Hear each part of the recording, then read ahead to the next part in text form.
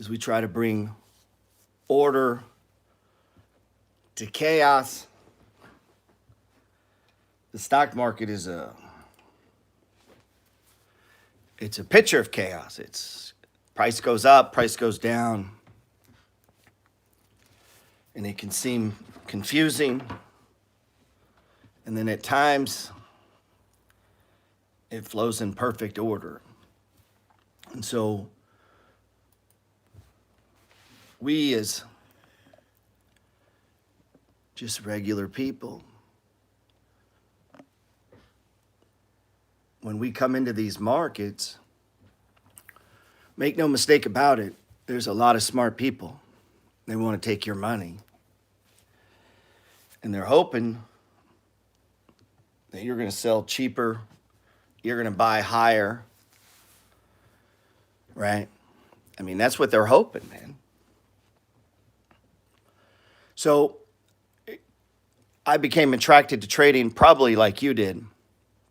And I mean, maybe not exactly the same, but when I first started trading, we had 56K modems attached to the computer. There's no Wi-Fi, none of that shit. And you'd plug it in, and you'd plug in your computer to the dial-up, and you dial it in, and right, connects. And then I would download charts. And the first ones I was looking at were commodity prices. And there'd be these bars on here, you know. And this guy, I don't even remember his name now. He had a book. And what he said was, every one of these bars, you see this is red. That means the day was a down day. And a black means it's an up day. Now, you could change the colors. You don't have to do black and red. I like black and red. Some people might say they had it, their day was green. You can change the colors inside of your. A lot of people don't know this shit. I got a friend, if you log into his account, it doesn't show a lot of that stuff. It doesn't show red or green. It just shows the balance. Meaning, one day doesn't mean shit. Price just changed, right? But what we learn is that it's patterns of days. And prices, you know, and what this guy that I first met was trying to do was trying to make sense of patterns. Like he'd look for patterns in price.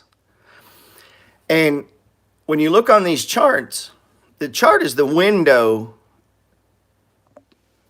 to the market. I mean, this is what you're seeing, a visual imprint. It's like art. It's a painting that's being painted every day. The market is organic. It's growing. It's expanding. It's contracting. It's expanding. It's contracting, and you're caught up in the chaos of that. But you can look at a picture of price and get a sense for what happened that day, right? And what the market was feeling. And when you look at this bar, the bar is showing the high of the day and the low of the day. And what it allows you to do is say, look at this day right here and compare it. And you can look back visually in just seconds and go, wow, it's higher than it has been, say, the last 10 days.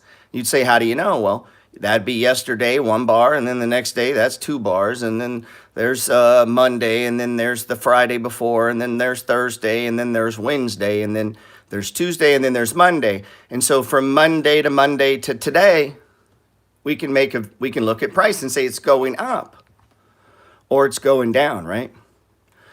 And this is what charts do, man. They give you a picture of what's happening. Well, one of the concepts behind the money flow trading system is just trying to make sense of these charts. Are there repeatable patterns? Now, you know, it's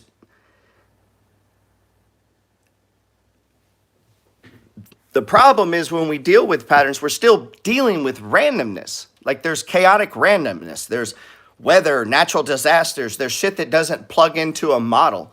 So when you look back at a model or look back at a pattern, understand it doesn't have what next disaster happens. It doesn't have which next technology interruption is going to hit. Like it doesn't know for sure.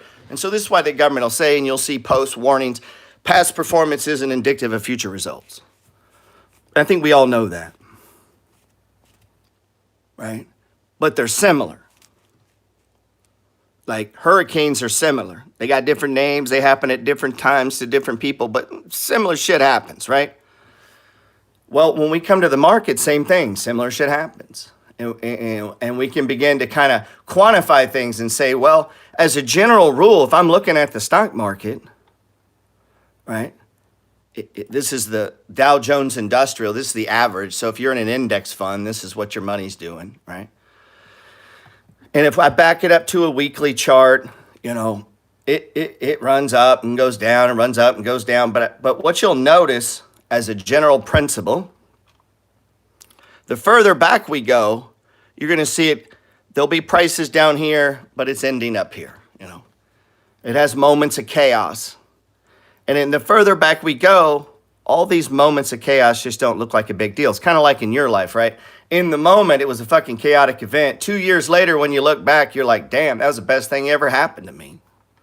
You ever have one of those times? You ever have some shit just go bad? Like bad. I mean, it's bad. And then a year later, 6 months later, 8 months later, it was kind of a blessing in disguise. You just couldn't see it inside of the tragedy of the drama, right? And that's what we see here. When you're in the drama, here's the funny thing. A lot of you guys made a lot of money. I've met people that got rich from COVID. I mean, what I think is rich. You were 23 years old. You put 25 grand in there. Now you got $150. I didn't have $150 at 23 years old. My net worth at 29 years old is 15 grand. And then I turned 15 grand into 3 million over the next 20 something years. But starting because of this event where you go from here to here and you turn 25 into 150 and you become the kind of person that does that on the regular, right? This guy's on a different side of the picture than the guy that was worried about it going down, right? They're both looking at the same thing, both have the same opportunity, and people handle it differently.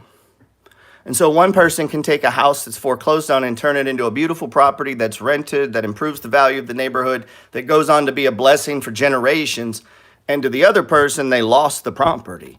It's the same fucking property. What's the difference? So that's where we find it. That's how you get to trade. Be the fucking victim on the wrong side, or be the person who utilizes that to your advantage.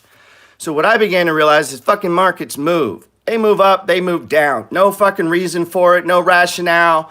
People are irrational. Shit gets greedy and it goes way too high. And then it gets, go look at space. Space hasn't sold one fucking thing and it goes to $57. AT&T has paid dividends for 100 years and it's $29. Explain that to me.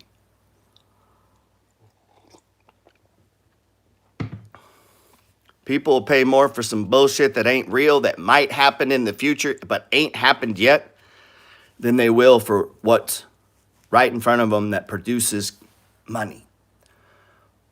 Why? Possibility. Greedy. That's okay. I don't say greedy in a bad sense. I mean, we're greedy. You better be greedy when you come into the stock market. Hello. It's not greed as in a bad thing. It's greed as in you're trying to make money. And so what I began to notice as I began to study different people and go down the rabbit hole of trading, and I met a guy who taught that markets, basically the original teaching, Dow Jones taught, remember Dow Jones? There was a real person named Dow Jones. Some of you guys know all about Kim Kardashian and don't know there was a real Dow Jones. You want to be a trader and that you didn't know there was a real person named that. Go look him up. It's called fucking history. Like, you should know history. You want to trade the markets? You should know history. You think basketball players don't know who the great basketball players were before them? Come on, man. Some of you are ladies. You don't even know the legends, female legends of the stock market. You should go look it up. There were some killers. Chicks that took a small amount of money and made millions of dollars. These fucking markets are completely unlimited. There is unlimited money to be taken, to be involved in, to trade with. And if you're smart and pick the right things, you can make fortunes. But here's the problem. It fucks with your emotions every day. And it'll cause you to do dumb things because you might not have yourself you might want to play this by your feelings or hunches, right? You might be dumb enough just to listen to a complete stranger. Like, you get what I'm saying? And you think the people that are trying to take your money get up and go, man, no, they have a plan, bro. How do you think you get to the Super Bowl? Randomly calling off plays? Or you think it's determined? Like, you think they're playing by a set of rules? And so that's what I began to realize is, look, markets go up, markets go down. We don't know why. Nobody knows shit. None of the news is going to help you. I posted on my story yesterday where Bank of America about every 6 years runs a big deal calling the end of the great bull market in bonds. And they run this article about same article, same fucking story. It's over. It's over. And then it goes higher. And then 6 years later, it's over. It's over, and then it goes higher.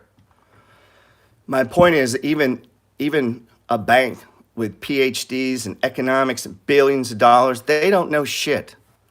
So here's what happens. Markets go up, and then they pull back. And then they run up, and they pull back. And they run up, and they pull back. And they run up, and they pull back, and they run up. That's what they do. This is why buy and hold works. Just over time, it drifts higher. There's less stocks. There's more people. There's more money. There's inflation, right? So you can just buy good quality stocks and just hold them, and they'll go up. What if we could find a pattern? I mean, what if? What if I could find a pattern? So this chart right here, all you're looking at, only has one thing. These are bars. Now, some of you guys use candles. A lot of it's because you used to be Forex traders, don't know any better. Everybody in Forex uses candles. You don't need to use candles in stocks. You can if that's what you started with. A lot of people do. I'm not Japanese. I don't need candles, okay? These bars tell you the same thing. Where the stock opened, you'll see a tick to the left. And where stock closed, you see a tick to the right.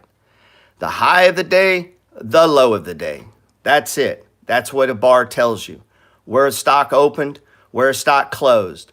So if it opened down here and closed up here, you'd say, well, that's pretty damn bullish, right? Yeah. And what I began to notice is these stocks would move, not all of them, but a lot of them. And a lot of times it would give me an edge when they would begin, as they move through what were called the 4 stages, when I began to notice, and then I met a few people who confirmed it. One of them was a guy named Darvis. Darvis all he told me was that price created boxes, these zones where price would start to go sideways. And it's a little bit of an art to see them, a little bit. It's not that bad, right? You can see them, right? And it's not science. It's just roundabout. And there could be some gray areas. And maybe I see it just a little bit different than you see it. But it's not that it's perfect because no one knows and nothing's perfect. Nothing's 100%. It's just all I'm trying to do is create order out of chaos. I'm not trying to get myself out of a trade or in a trade. I'm trying to create order out of chaos. And so as I began to see that price moves in four stages, right? It'll drift sideways, and we called that accumulation. This is where funds are quietly accumulating shares, people accumulating shares. There's no news coming out, nothing. It's just buying. For every seller, there's a buyer, and price stops dropping. And then all of a sudden, maybe it's something on the news, something happens. Maybe there's a big buyer, who knows? Shit breaks out. What does that do? Well, in today's world, we have quant traders. We have day traders. We have all kinds of different kinds of traders. And to them, when that little pop happens, they jump in. And all of a sudden, what tends to happen is what's in motion tends to stay in motion, much like Newton's law of motion. And if something's going sideways, it just kind of keeps going sideways until it doesn't. And then it breaks. And when it breaks, that triggers a whole lot of different things. Whole lot of different emotions. There's millions of fucking people. It's just not you and your friend Todd, okay? There's people all over the world. People in fucking Egypt, China, Australia, waiting. And when these things pop, they make a move. There's people with all kinds of agendas. They're trying to get money into different asset classes, right? And all of a sudden it pops and it starts to run. right? And guess what happens? All of a sudden, more good news, and it just runs and runs and runs. And guess what happens is normal? Prices tend to go too high, they tend to go too low. And as it drifts from too high to too low, it's trying to find equilibrium or true value, you'll hear me call it. What is true value? True value is the value of the actual stock. Now, do you want to own a stock that's valuable? Like, let me give you an illustration. If I handed you $1 million of Groupon at 37 bucks, it's worth 37 bucks, right? Now, what if I went and told you, listen, everything about the accounting system that we use today says this is worth 37 bucks. And you say, cool. You got a deal? Well, let's say it's your money. You're putting it in. And they say it's worth 37 bucks. And you say, cool. Here's the problem. Stocks will trade under value. Why? Because people would rather have the cash than a fair, that's the value. Why? When there's not the value, there's not much upside, is there? And so if there's no catalyst out, it'll just start drifting down. And then a lot of times they'll drift down too far. And then at some point, they get below and people realize, wow, Uber at 15% discount sounds good. And all of a sudden you get it. And the game plays out day after day, all day long throughout the markets. And this is what gives us our opportunity, is we can see that. We can begin to track that, right? So we could look at a stock like Tesla. Let's look at Tesla. And as I began to realize that, okay, they just travel through what trying to find fair value, or what some people call the 4 stages of price movement. Now, the guy that taught me this, he did it on a weekly chart. And this is what he did. Stan Weinstein, if you've ever read his How to Profit in Bull and Bear Markets, written I think it's 91 or 89, right? And Stan believed market moved in basically 4 stages, right? And it would move up, and it'd go sideways, and then it'd move down, right? And it'd come back up, and then it'd go sideways, and then it'd go into a stage breakout, and it would just move. And so what he would try to do is line his trades up when the market was breaking out. So as long as this configuration lasted, he'd be trading alongside. When the shit would turn, he'd start looking for shorts or taking profits or so he looked at it from a big picture. And what I began to say was, what if we took that concept down, and guess what? The market's fractal. And I began to see the pattern on daily charts all over, man. You can do it on a 5-minute. Sometimes they're not as clear. Where the market would do this going sideways thing, run up, go sideways, run up, go sideways, come down, right? And you saw the other one, come back up, go sideways. And it would do this pattern of moving sideways, up, sideways, down, and sideways. And if I had some way of identifying, like, hey, I think this is actually undervalued or has the potential to go much higher, that's going to take some subjectiveness, right? It's going to take a little bit of practice. That's going to take a little bit of study. You don't have to be some math nerd. You don't have to have a degree in economics to look around and see there's a lot of people in Walmart, right? I mean, it doesn't have to be that complicated. If you have unique skill sets, or you understand restaurants, or you understand the trucking business, or you understand biotech, or you understand, real estate, then you could begin to apply that knowledge to a particular sector and field. And maybe you only buy it when the shit's cheap, or when it gets expensive, you're more trading it than you are investing in it, right? When it's overheated. And so maybe you get in or out quicker, right? Than setting up to buy when it's really cheap. And you're like, man, I'm gonna buy a bunch and I'm gonna ride this. And that's what I began to see, was this repeatable pattern, right? So let's see.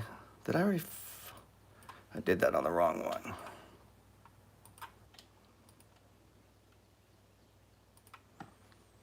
So watch this. Let's take this down for a second.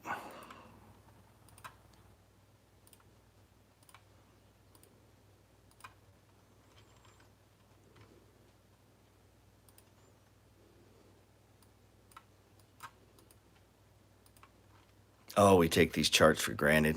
You guys are lucky bastards. It's all so easy now. It's so easy to trade. It used to be hard. You used to have to mail it in, then wire in money, and then get approved, and it would take 7 days. And you'd have to call the trades in on the phone. It was so hard. And now it's so easy.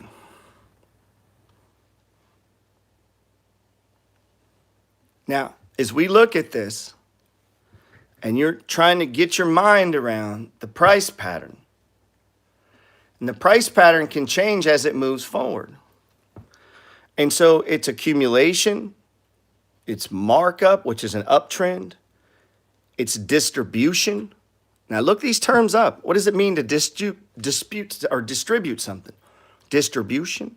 What does it mean to accumulate something? Accumulation. That gives you insight into what's happening during these times, these what you might call zones. Sometimes I used to refer to these as zones, these price zones, right? Sometimes I refer to these as stages, but a stage and a zone is the same thing. It's this section. All I'm trying to do is interpret that it's there. Because if it's there, it can kind of give me insight on where maybe I should apply new money or old money. Because what if we go into a stage 3, right? And we're fair value. That's a good place maybe to take some money off, right? To look for better opportunity. Doesn't mean you have to get out. But you could make a calculated guess that if it's doing a pattern where price has stalled, right? And then what if we added a couple other things to help us determine that? And we get 3 or 4 little things that trigger and say, yeah, 1 is value, 2 is a couple indicators, 3 is a chart, or 4 is a chart pattern. Now all these things line up and you say, hey, when these things line up, what I'm going to do is take some money off, right? And you just do that as a regular process throughout your trading. Guess what? You're going to have money that you're going to roll forward into other trades, right? Oop. And so as we look at these, you'll see the pattern's not as clear on this. This is the Dow Jones. It's not as clear. But when we get to stocks, so look at Tesla, and you're just looking at it from a big picture. Don't worry about the indicators. Don't let these green lines and histogram, don't let that fuck you up. Look, big zone right here, right? What do you see? A big zone up here. You don't even need these fucking indicators. Once you begin to can see, right? And what you're looking for is these zones where price just goes sideways. And it takes a minute. It takes a minute. It tried to put one in here, which makes sense. Down. Now, I'm going to skip ahead to something. Some of you know what this means. Some of you don't. I'm going to skip ahead to something.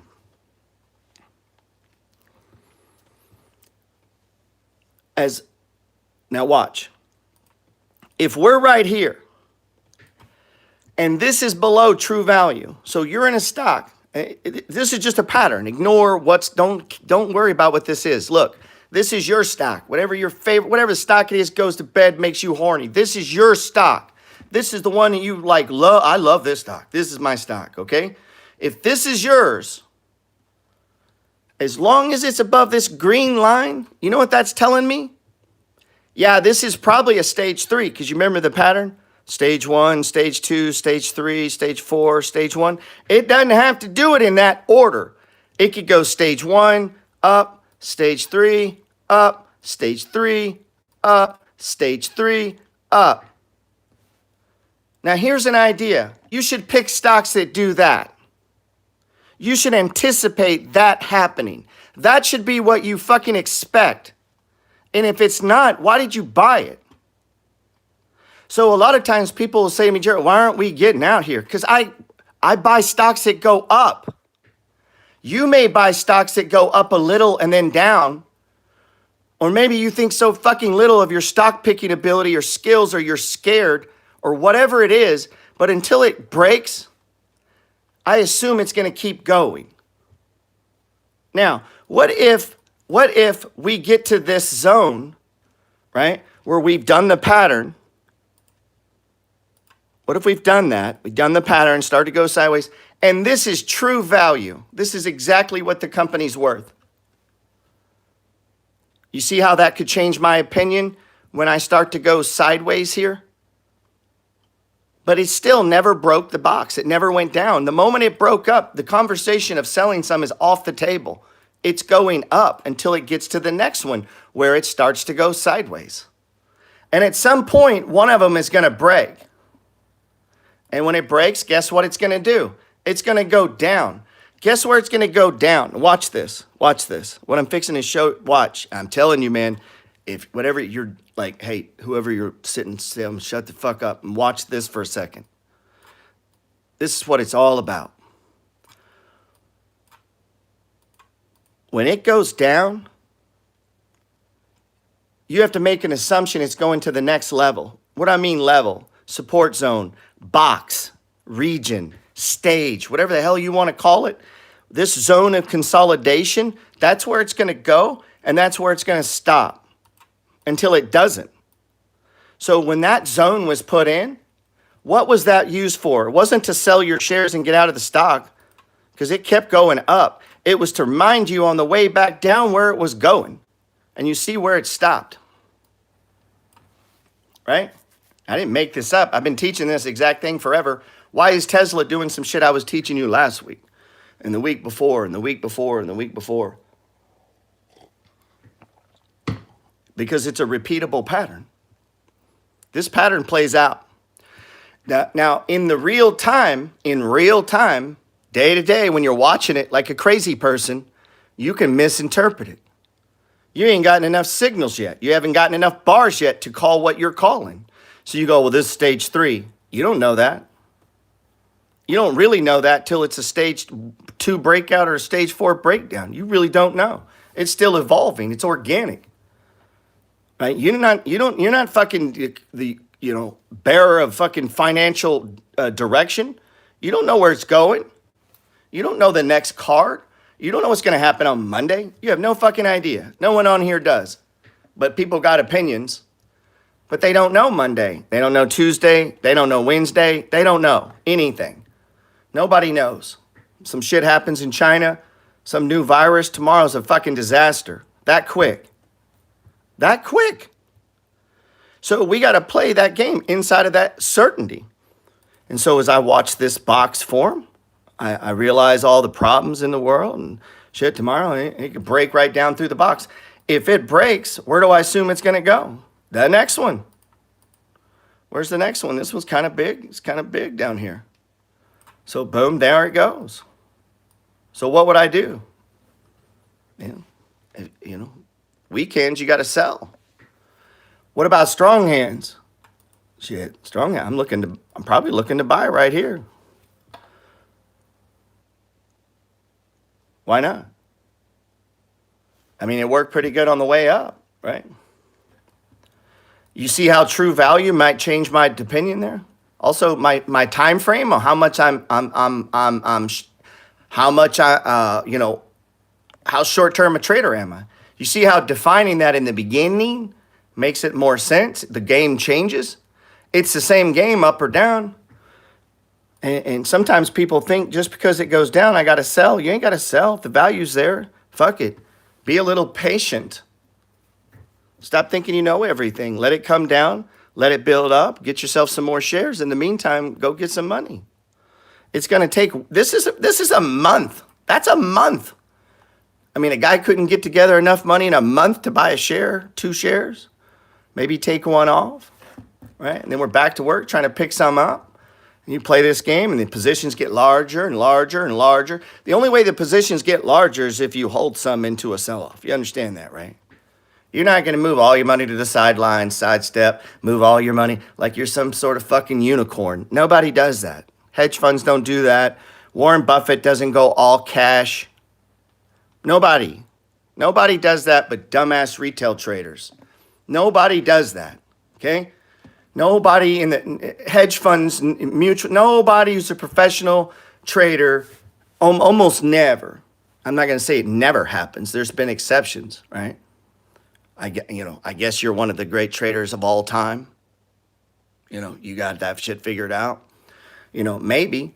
But what if what if you just saw it for what it was? And so you had plans in place. And if a box breaks, maybe you sell some. If it starts to break, maybe inside of your portfolio, you cut two stocks you don't like, raise some cash. Maybe you short the NASDAQ when it starts to go down. Right? Look where the NASDAQ's back to. Remember, it's not as clean on... Did I just fucking... Oh, man, I did it on the wrong one. If you... There we go. So let's put in the Q. If you type it up here, you can make changes to stock charts. And if you type it over here, it keeps them. If you type it over there, it takes them away. Now, if you remember when this sell-off started in the Qs, as I was saying the levels are super close. I almost didn't short it. But let me show you what I was looking at. And this was very tight short-term trading. That's the box. That day broke the box. Simple as that. Now, what made me do that? Well, one, we had an amazing run, dude. I mean, just look back. So that tells me if we're selling off, I mean, these are the levels, right? They're tight. This is the problem. And so, I mean, even if one's broken, the next one's just right there. So there was all these levels of support. If there would have not been all these levels of support, I want you to understand, if you try to get what I'm saying here, this is confusing. These pivot points, I talk about this in the book. If you have my book, The Money Flow, look, right here, man. We talk about this pivot points. Now, I'm much better at explaining this in person than I am as a writer. I didn't write Gone with the Fucking Wind, right? This is just my trading plan, trying to help people make sense of it. These are pivot points. These pivot points are pittable. I'm just making up words today. Now, I want you to notice something. Point connects, point connects, point connects on this line. What is that? What is that? Support and resistance, right? I'm going to show you what I mean. Let me clean this up. We talk about pivot points. These are pivot points right out of the book. They're the points, and then there's no point higher or lower, and price turns. Pivot, right? Look, you could technically call that one. You don't have to do as many as these, okay? But these become pivot points. What? Price pivots. Super important. These help you draw support, resistance, stages. Look, see them? They're going to happen all through the chart. Well, you have them on the bottom too. Super important. Pivot point, right? Pivot point. That's one. There's one. There's one. One. I mean, you can look back and call this one maybe. And this, if this is one, what's going to happen to price? It's over here. It's going to run up, right? And so these pivot points, you see people draw trend lines. In order to call something a trend line, they usually want you to have 2 or 3 pivots, right? So you could do here to here. Now notice, that's traditional technical analysis. We have this giant channel. Yeah, I've studied all this shit into depth over and over. Triangles and wedges, and fucking hill and valley tops and Elliott waves and fucking Fibonacci ratios and fucking candle patterns. But look, all that shit to tell you, price closed below the 20-day moving average and broke a box. Do you see how the money flow simplifies things? And so I could have went through all the different waves there. I could have went through all the different little patterns we had in there. The broken trend line, right? The heel, like I could go through all that, or I could just say, look, we put in a box, price broke the box and closed below the 20. Isn't that what the money flow calls a sell signal? So what I tried to do was the money flow was to combine everything that I was looking at as far as market structure, fundamental analysis, true value, setting targets, entries, exits, determining at the beginning of the trade, what is the plan? Meaning I plan to sell 1/5 at the 70 plus RSI. So what the fuck is an RSI? Go look. I plan to sell 1/5 at the top of a stage 3. So you enter this trade with a plan. And here's where I'm going to get it. Or you just, fuck it, I'm going to wing it. I just get in and fuck, we'll see what happens. And as it goes by, I just fuck it every day. I'll just relook and I'll go read news and be scared with no plan. I don't know where I'm going. That's how most people trade. So if I was buying Tesla today, I'd have a fucking entry point, right? And now we got to determine, are we going to do a stop? No, I would not do a stop. Why? What is the value of Tesla? Let's go look. Let's take a look. I'm just using Tesla. It's probably a bad example.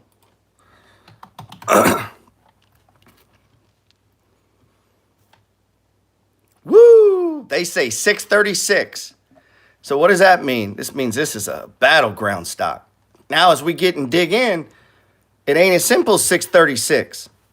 Oh, Piper Stanley's got a $1,200 price target, and he's a 5-star analyst, right?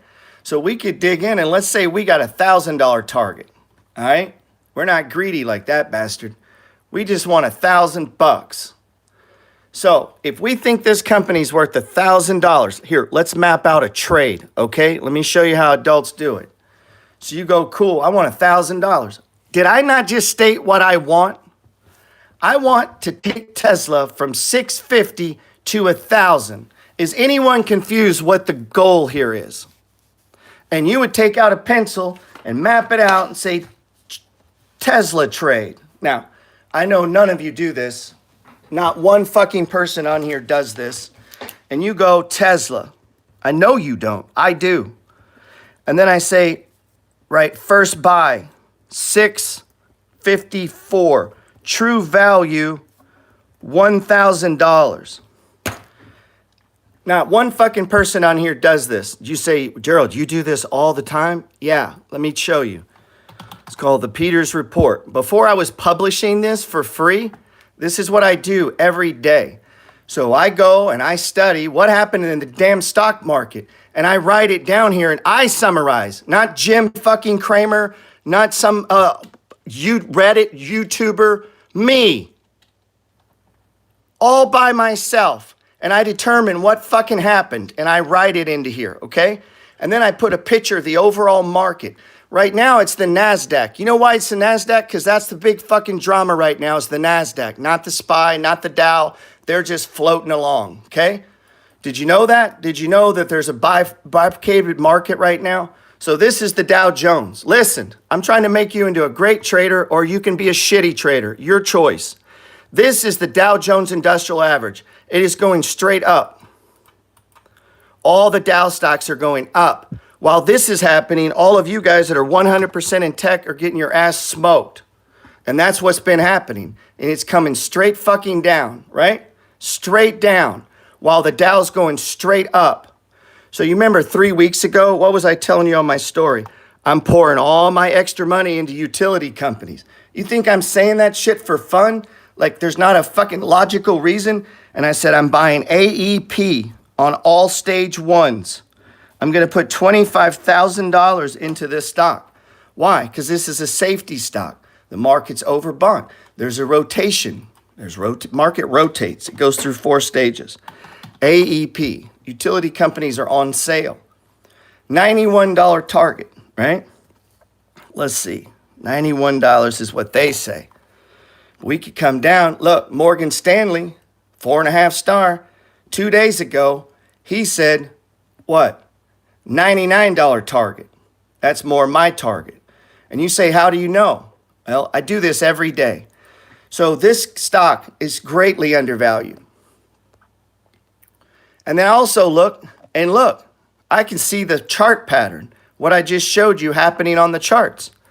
And as I see the pattern play out, and my target is up here. Now I wrote it on a piece of paper. None of you do this.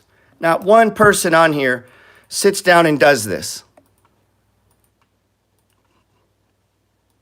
Maybe one of you do. Look, this was on here weeks and weeks ago, right? And plus, we'd already been on this one. Why?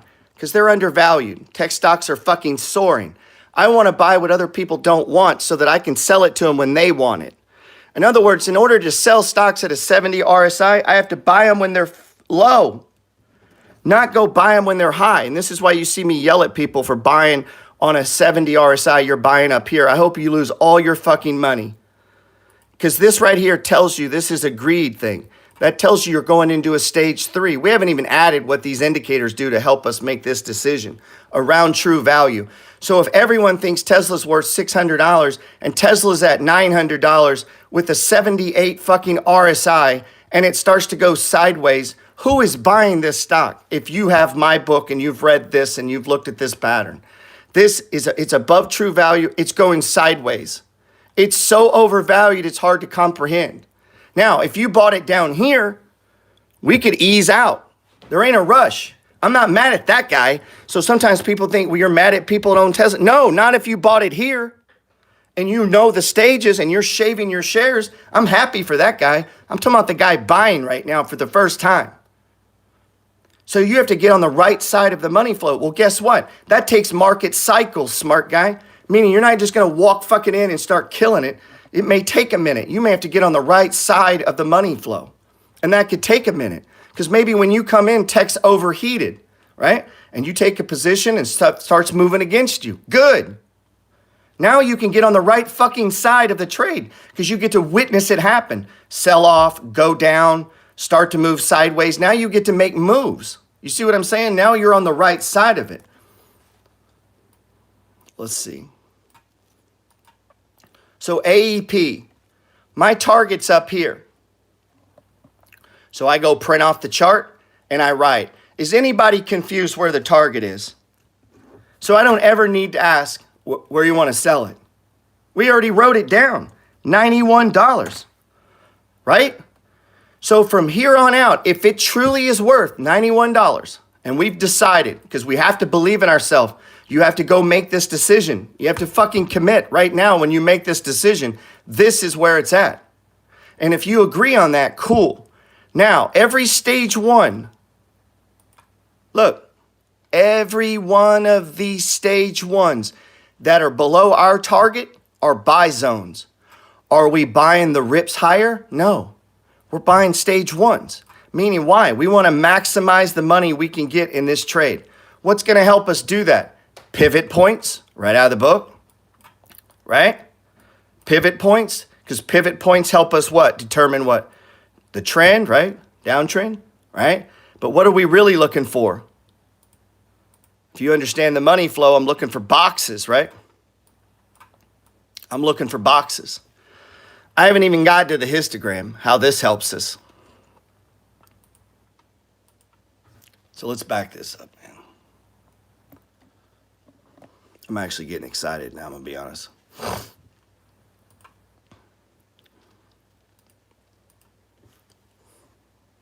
Boy, there's a nice trade setting up here. Let's look at Pepsi right now before I get too angry. Let me know if you can see a well, why did it do that? I fucked it up.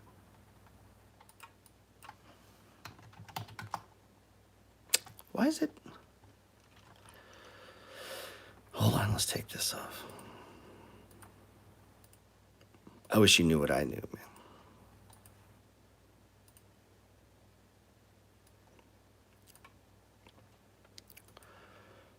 I wish you wrote down all your trades. And then when you do something spur of the moment, just go over to your notebook and go, being a complete dumbass, I'm doing something completely out of the blue. And then log that shit. Write it down. I do that. I go, you know, my plan was this. I just decided on spur fucking moment to change my plan. I'm calling an audible. Write that down. And then when it doesn't go work, go, why didn't I believe in myself? So this is Pepsi. Why is it doing this? Come on, God damn it. You see the pattern playing out? So what is Pepsi worth? Let's go check. Ooh, no, wrong one. I was going to say, what? These mofos are stupid. Come on, man. 151. That's what they're thinking it's worth. So is that a big discount? Is that a big discount? Nah. But it's a discount, right? My discount? You don't need to see full screen. You need to shut the fuck up and listen. That's what we need to do. You don't need a full screen. I already gave you the book. I give you the stocks. I put it in a fucking newsletter. I record it. I come on here for free. And you need one more thing. Everybody needs one more thing. Gerald, could you come to my house and rub my shoulders and whisper tickers in my ear? Because that feels a lot more comfortable. Could you possibly make it any fucking easier for me? Could you do it in Braille? I mean, could everything just be a little more perfect for me? I wanted cream on my coffee. You know how hard it is being us in this day and age? Reminds me of being in Iraq. How soft and comfortable it was. And everyone did everything for us.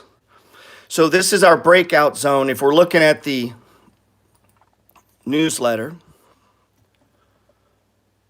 all right.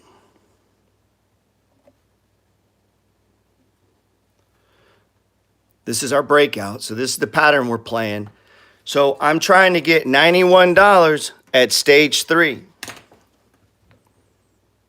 I know. Next time I'll get a laser pointer. All right? I'm going to get a laser pointer for you guys. And one lady said, hey, Gerald, could you not wear shirts with paint stains on them? Could you look a little more professional? I said, yeah, but I work on real estate all the time. I'd have to carry 2 sets of clothes, but I will do that for you in my next free live video. If that makes you feel better. I had one kid said, how the fuck can this guy be worth $3 million when all his clothes are he looks homeless. He called me homeless. That's funny. All right, that's funny because I own 16 homes. That's funny, right? I'm homeless. This motherfucker don't own one. He's calling me homeless. I got 16 of them.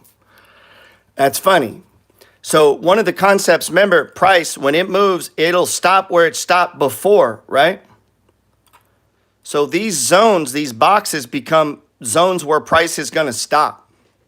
And look what happened. It's doing it right here. So on the way down and on the way up, these are, I mean, if this one breaks, which it did, right? It's breaking above it. I fully expect it goes to this one. If this one breaks, we're off to our target. Now, what if right here, right here, now, come on, this is deeper money flow here. Some of you aren't here with me. You've been doing it for a while. You're not fixing to get what I'm about to say. This is super important. Watch. This is where I lose people.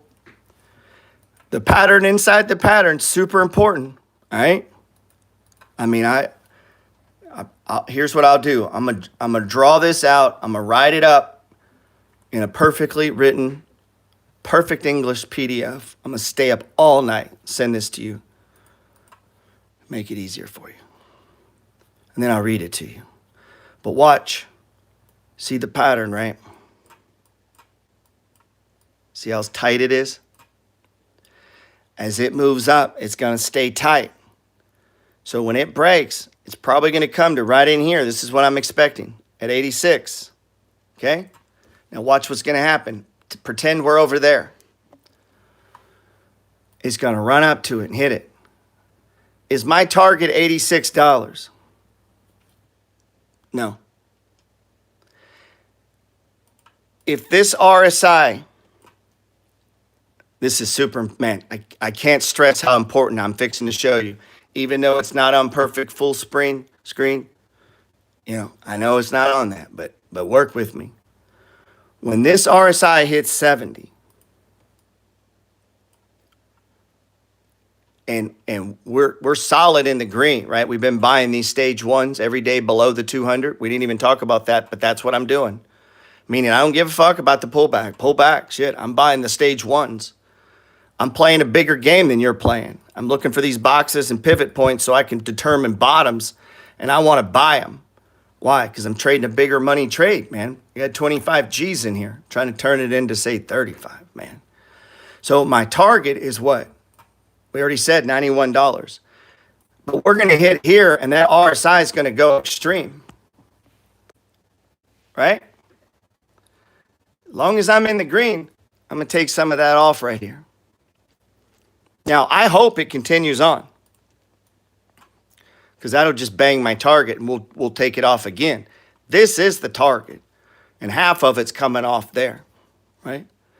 So, but what's probably going to happen right here is it's going to, let me move this, meaning we're picturing the money flow out, not in predictive measure, in reactive measure. So I'm expecting it to go sideways, but up here. So it'll go sideways, and then I fully expect it'll come down. And if I took some off here, that's cool. We let it come down. If it starts to go sideways, what can we do? As long as it's a long ways from our target, shit, we could put it back on. We might put it back on with the gain from another trade that we did a similar thing, right? And so now it starts to move. Do you see how being below true value changes how I'm going to handle this situation? If it was at true value and starts to do this, then I might take off a lot more, right? I might take off most of it. Shit, I'll take half of it off. Or get out. Like, I mean, why you want to own Uber at fair price? You know what I mean? I mean, you might. Like, I like Uber, so shit, I'm going to keep some. And what am I going to keep it for? I'm hoping it goes into a stage 4. Scares the shit out of all you guys and then starts to go sideways. Why? Accumulation. I'm accumulating. You get why we call it accumulation? Because you're accumulating. It's complicated.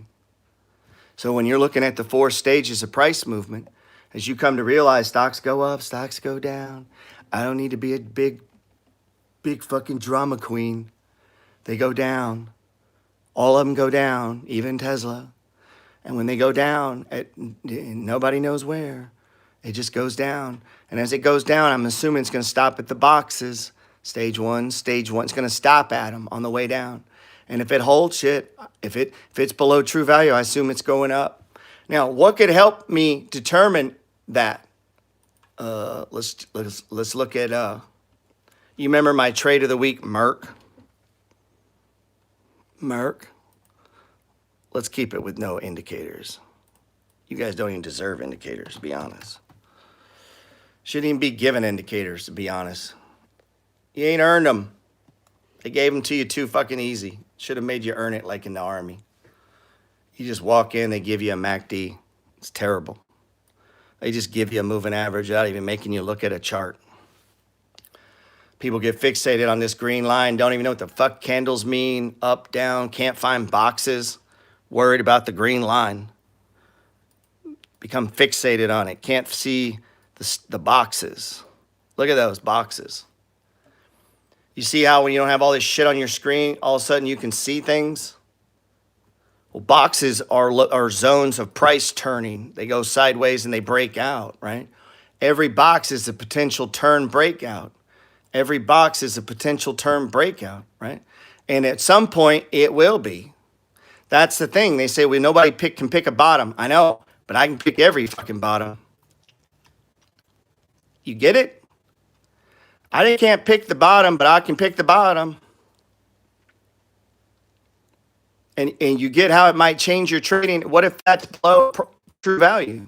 Shit, that's a good buy. What if that's below true value? Shit, looks like a good buy. What if that's below true value? Still looks like a good buy. And then what happens when it gets back up here? You're in the profit. See, I use this differently, right? But what if we had a way sometimes of weeding this one out, and then maybe we jumped on this one and this one, which is what I did, And so that's what these other indicators do for us. So if we come over here, man, what would happen if you printed these off and did this every day like I do? Man, what would happen, man? What would happen?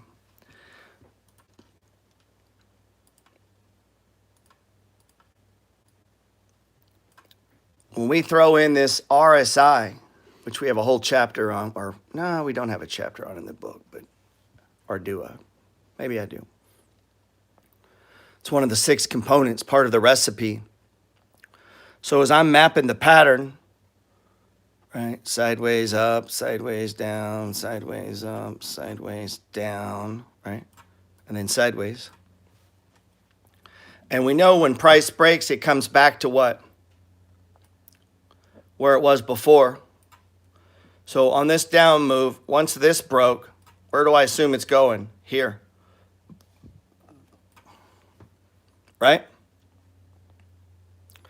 Now, I want to show you something on this one.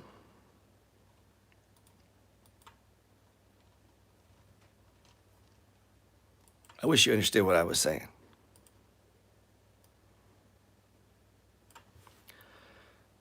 I have a whole video on my boot camp.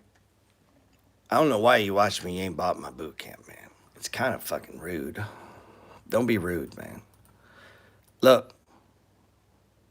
Hey, if you got a boot camp, I'll buy it. How about that? You do one, I'll buy it. You see this green line, this blue line, and this red line? These are the moving averages. This is a simple 20-day moving average. This is a 10-day moving average, and exponential moving average. Look it up. And that's a 5-day exponential moving average that I call the trigger. When the trigger crosses the green line, you got fucking problems. That's the official confirmation the market is going down. Now, if you get real good at drawing the box and understanding price movement, you will see it before you wait for the crossover. Okay? Because sometimes people say, Gerald, it didn't quite cross and you already took. I know. I can see it a little deeper.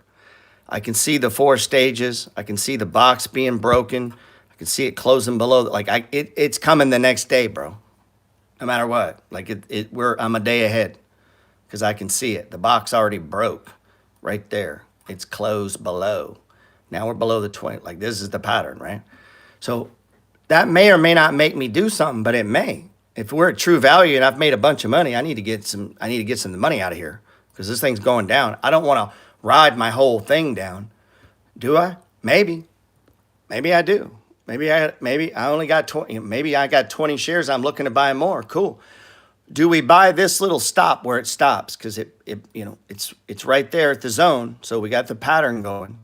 Well, what I do is come down here. This is what this does. It's always right. All this shit is trying to do is just help me inch it in a little. Because this looks like the pattern. Sideways up, sideways down. One thing gives me caution, and nobody on here understands what I'm fixing to say. You see the spread of these green, you see those lines? Come on, man. I wish you studied this like all day like I do. Well, you guys are doing weird shit. This is what I'm doing. You see that spread? Did you see any coming together during this? Look at this, man. Look how spread apart they are. True, the RSI is extreme. It's extreme. But as I come down here and I look at the TSI, we got a chapter in the book on it, right? Now remember, I'm right in here. It's not there yet, man. So I got to wait. What that's telling me is I have time. I need these lines to start coming together before I can really trust this box. These got to come together. And as you see, when it goes down a little lower, what happens? They start to come together, right? You see the pressure of those moving averages? So whenever you get one like this, go ahead and fully expect you're going to get another. This pattern plays out, man. I can show you chart after chart. When they're this spread apart, it takes another leg down, brings them a little closer together. Ultimately, one down where you end up getting a legit breakout. And I can show you, I think that's the first time I've showed you this. Second box theory, I call it. I can't drop all this shit because it's too much, man. The other day, I said one I shouldn't have about the money flow pattern inside the money flow pattern, and a lot of people have, but it gets hard to. You have to understand all the other shit to get to what on that part for it to make sense, so it doesn't fuck you up in real time. Okay? When doing this in reverse is easy. Doing it in real time is not that easy. Here's the, and if you listen to me for a minute, you know this. Broken box, back in the box is the most bullish pattern there is. A box is broken right there. It gets back into this box. This box, the bottom. Way more powerful. And Tesla puts in a box, kind of breaks it right around and confirms the box. This pattern rarely doesn't go up. And where did I tell you? Remember the bread and butter? Where does it stop? Where does it stop? Bam, tags at 200 all day long. Now we got room to go. This tells us, do we have room to go to the upside? We got room to go to the upside. So a little soon yet, but look, right in that zone, huh? Right where you expected it. Remember what I said when price, man, come on, man. Sometimes I just get like, God damn, could it be any closer to the real fucking... Sometimes I think I made this shit up in my head. I've studied charts and sat and done this so long that nobody gives a shit, and I'd be trying to show people. I was like, man, do you know on a price chart, nobody cares, dude. Anywhere you go, if I go, there's a guy changing my oil, I can make him so fucking rich, and he doesn't care at all. He does not care at all about this. He doesn't know about this. He's never put 2 minutes thought to support and resistance, where resistant or support becomes the new resistance on the move up. Like, he has no thought about any of this, right? So we fully expect it to stop here. Why? Previous support becomes resistance. I fully anticipate it'll go sideways, you know, and then we'll break out. What's my target on Merck? You see how this changes how I'm going to handle if it starts to go sideways and pull back some? People will go, oh my God, are we selling Merck?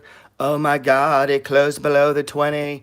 Are we selling it when it closes over here? And I'm like, no, dude, the fucking target is $83. So if we come over here to Merck, that's for you too. Even when it goes fucking against you and it was in the green and now it's red, it's still the target. So put it in. What is the target? What do they say? $95.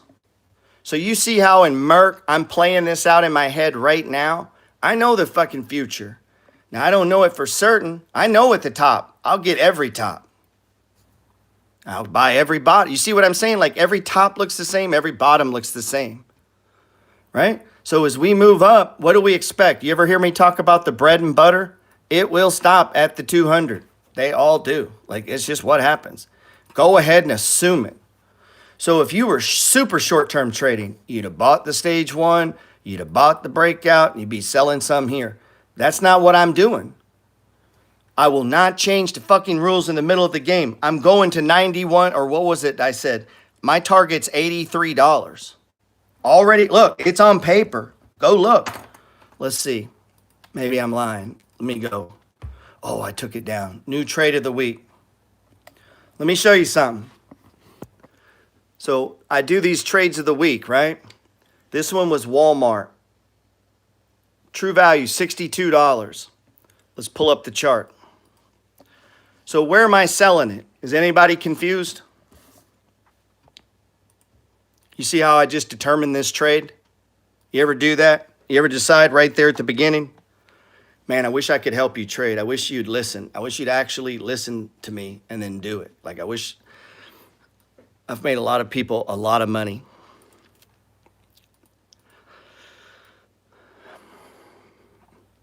Or should I say equip them to make a lot of money. If my targets are here as a swing trader and the true value of the stock is what? What did we just say? I said $62, or $162. Let's see what TipRank says. 161. All right, so Gerald Peters thinks it's worth 20 or 17 cents more than the average analyst. Sorry. How easy a swing trade is this? Has it ever been to $62 before? Yeah. Where's my target? Here and here. What made me want to buy this? It went really below the 200. Big trigger to me. Big trigger. Set up a box. on an extreme RSI, like, I don't know, someone told me about doing this, and I waited for the MACD to start turning, right? We getting that right, where's our first turn? I mean, this looks like just like the Merck trade, about right in there. Start buying that day, not up here, right there. Now what? It's going to bounce. Remember when I said these moving averages got to come together, right? That's the concern here. Look how far apart they are. That's why I'm not really buying here. Why? Look, it ain't ticked over. We start in here. We're adding. Now, you can add anywhere in here. But look at the moving averages. They're coming together, right? They're turning. They're converging. Moving average, convergence, divergence. Easy, man. We got plenty of upside. But guess what? This thing's going to take time, man. It ain't going to move straight fucking up. It's going to run up. Right? It's going to run up. Maybe get up in here. Right? It stopped there before. I would fully expect it would stop there. My first target's here. When it gets here, $5 says this is probably near 70, which means we'll be taking some off. That's the rules, right? But our target's up here. And when we hit here, I'm going to drop to half. I'm going to hold it. Why? It's worth 160. So it could just keep drifting higher. But what if it drops down? Good. It's below value. Enough, maybe we can start trading it again. And so I'm trading the value, right? Come on, man.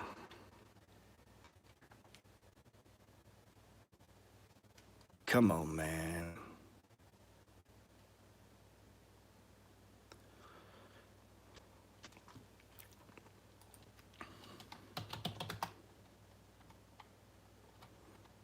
All right, so look what we have going on in Prague. This was once a darling. This was a darling penny stock. Such good times had with Prague. Buying here. We tagged the absolute bottom on this one, though. I want you to see something. You might could have bought here. And I want to caution you on this. Look how far apart the moving averages are. You remember what I told you? That go ahead and assume you're going to have another leg down. I could show you this on chart after chart after chart after chart after chart after chart. If you have this kind of expansion in the moving averages, this is a fucked up family. This is disruption. This has to come together before this stock can move up. I can show you this on chart after chart after chart after chart after chart, and you will still buy this. Now, I'm not saying I don't buy it, but I'm saying I know in real life, until these come together, nothing will happen. You got plenty of time. Let me show you. We'll come back to look at IMVT. You can almost with certainty. And I call this, I shouldn't even be teaching. I really, some of this shit I don't want to teach because I don't want other motherfuckers to steal it and start teaching it like it's theirs, which is what they do. So I just don't even share all the shit that I do. I'm be honest. There's a lot of shit I don't even share. And you go, well, why'd you do that? None of your fucking business. You don't know. You ain't ready. You see how wide apart this is? Go ahead and wait. It's going to be the next box, dude. I can just show you this on chart after chart. I can just fucking 1,000 charts and people still buy this. Why? Because they're greedy. Look how far apart. There's a broken family. I mean, we can just go down the list of these and people, well, I'm buying that. I know, because you don't know what the fuck you're doing. So let's look at another one.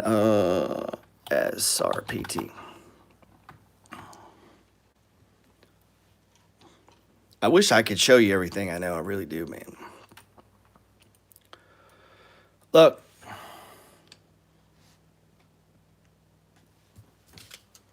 That's a broken family, right? That's what I call it, man. Broken family pattern. What's the family? the mama and the two babies, right? 20-day, 10-day, 5-day numerical alignment. When they get this far apart, you're in danger zone. If you're short, you should start covering. If you're long, you should start taking gains. On longs, it'd be the other way around. When price draws too far away like this on these, and they don't always have to include a massive drop down to get this far apart. But as they stay this far apart, you're in danger of the snapback. It's coming back to the 20. It always does. This is why we use the 20-day moving average. Let me show you how powerful the 20-day, like you shouldn't even be in question of, okay? Just most people use it wrong. They use it as a tool to get knocked out of trades, not as a tool to target trades. They're using it the wrong way, using it as a whipping boy instead of as a profit measure. So it's, look, whenever price is drawn to it, look what happens, right? And look what happens whenever you see big pulls. Look, what does it do? It comes back. So when you get a big pull, on an extreme RSI, what are you going to get? A box. I mean, it's going to happen every time, dude. Now, could it tick on for a few more days? Yeah. It could do that. But it's coming back. It's telling you. It's telling you it's too far away. Look at this. Look at the expanse here. What happens? It starts to drift back in. And this one rips again, but it gets pulled. It gets pulled. It's like a gravitational pull. It's like Bitcoin. It's just sucking all the money in. And this is what this does. This is like a black fucking hole, and it just sucks price right back to it. And if price gets too far away, it never gets too far away. It usually marches right up it, right? And right down it, and then right up it. And you'll see it. And if price is on this side of the green line, it's bullish. If it's on that side of the green line, it's bearish as a general rule, right? Makes things real simple. So if you showed me a stock, let's look at Tesla. Is it below the green line or above the green line? It is below it. That is extremely bearish, right? But here's what we know. See, it's on that side of the green line. And you say, well, yeah, but, well, look, right? All good things happen on that side of the green line. That's when it goes up. And as long as the babies, look, 5 to 10, as long as they numerically stay aligned on that side, there's nothing to worry about. Same over here. But what's happening right now? They're coming together. Moving average, convergence, divergence. Price is converging, right? When it pulls apart, what is price doing? It's diverging, right? So as we began to look at it and look for boxes inside of the bigger pattern using the indicators, trying to figure out what stage we're in, oh man.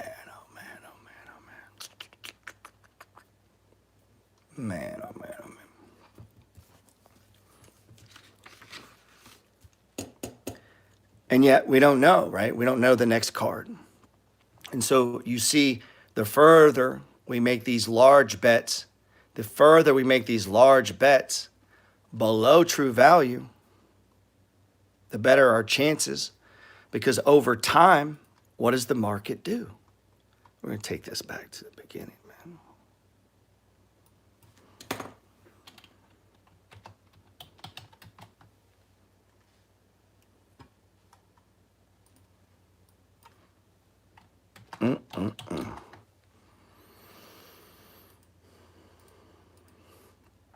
So here's a monthly chart.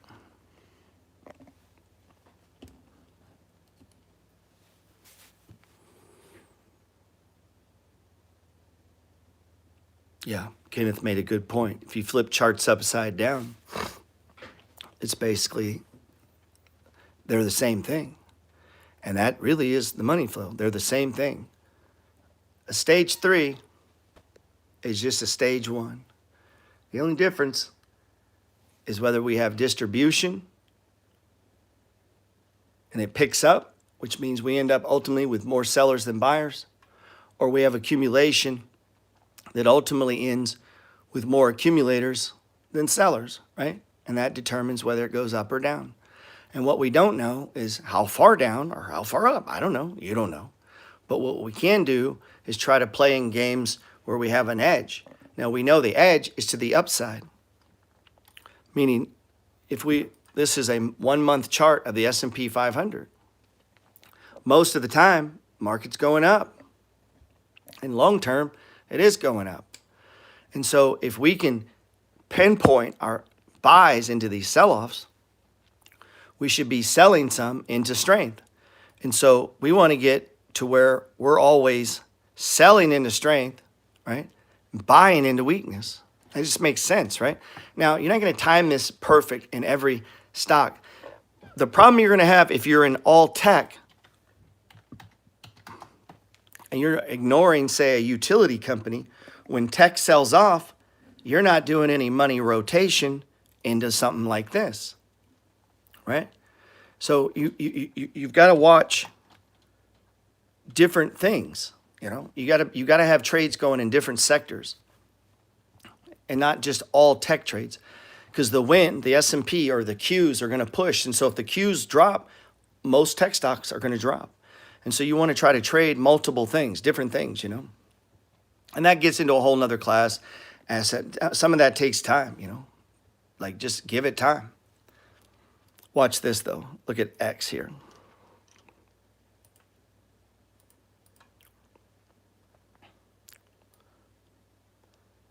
Big giant stage. Well, these are boxes within boxes, but up, down, over, up, down, over. And look where it stops, which is what got me interested in the trade, right? And we had to wait. Why do we have to wait? Moving averages are pretty far apart. So I need to make sure I got a solid box.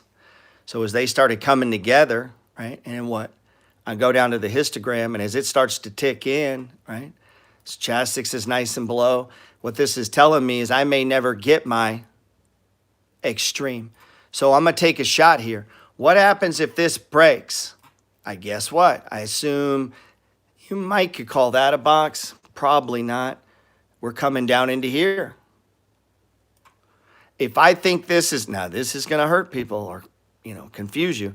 If I thought this was undervalued and that this is a viable target because this is still below what I'm valuing the business at, I'm not selling any of those. I'm nibbling here. I'm picking up the next stage one for the ultimate turn and run up.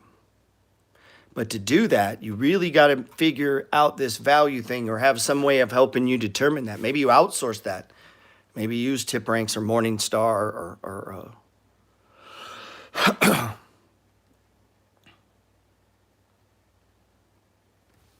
this wasn't the best example on that. Let's see, because I don't. Now, X is a steel company, and that's my play on the. So they're saying it's fair value. That's my play on if we get inflation heavy. Look at this stuff. This thing's totally bucking the trend. We're in this one. If you guys have raised it to 28, that would be pretty cool. Yeah, let's look at Workhorse for a second. We'll do it with the indicators on. Yeah, man. Woo, look at Workhorse. And here's another example.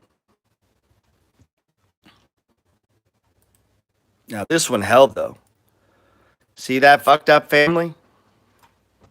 What is that telling you? You got plenty of time, man. Plenty of time. And this one's had a pretty big, wild bounce here. It wouldn't surprise me to see another one down, though, man. But look how it's repaired that. It repaired it quick. That's pretty rare. That's rare, man. Doesn't usually repair it quick. Most of them are going to take another leg down. They're going to come down in here and then repair it like we saw on those other charts.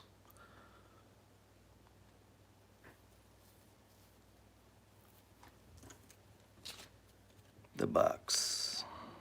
A box in a box. Yeah, we got UTS. So you remember that AEP trade I was telling you about? Well, I'm doing the same in Dominion. I put about 25 G's in though, but I'm trading out to much higher prices.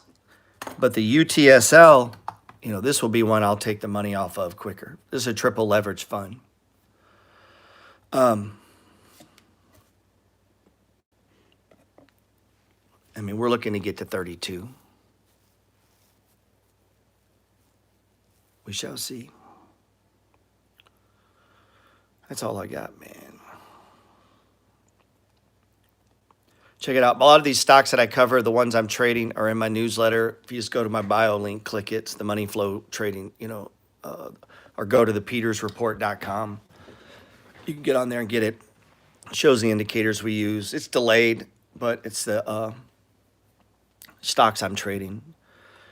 So here's our stage 1, right? Breakout. Stage 2, we'll probably hit some resistance right up in here. That makes sense, right?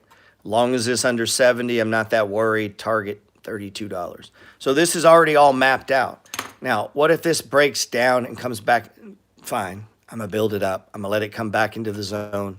I mean, these are utility companies. So I've already made the decision that I'm giving these a lot of room. I'm cool holding them or building them up because I do think they're going to run. It's just a matter of patience. Now, sometimes I have people talk to me about, well, I got money tied up in here and it's not doing, and I go, it's been 4 days. It's like, dude, come on. It's not a magic fucking money tree. It might take more, it could take some time going sideways. What the ultimate goal is, what it ultimately does. So does it matter if you're in Tesla and for 3 months it goes sideways, to then go up $400? I mean, yeah, you were waiting. But to act like I'm going to catch that one. I'll be there. Maybe you won't. Maybe you just missed it. Maybe you had it right, but due to impatience, you lost it. Maybe you could have built it up during that whole time. Instead of being a little bitch, you could have bought more and more and more and more for the bigger payday. Or you could be impatient, Impatience is usually a sign of not enough money. Because the more money you get, the more patient you get. Right? You get to take time. Analyze, think about it, plot it. All right, man, you guys be good. I don't know. That's what we could do. Man, I hope you make some money trading this week. I'm pretty sure I'm going to kill it. We'll see what Monday brings. And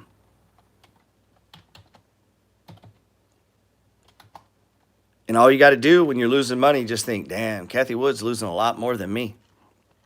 And she's rich. And you go watch her. It's funny to watch Kathy on YouTube compared to people that talk to me. People that talk to me are like, oh my God. And Kathy's like, yeah, man, I'm loving this shit. Like, all you weak ass hands can just sell me your shares. I'm going to buy all of them. Like, it's a wholly different view. She's like, shit, everything I own is undervalued or I wouldn't buy it. It's a whole different way of trading, man. She's not nervous. I didn't see her once go, but all my money's in there. Like, she doesn't do that.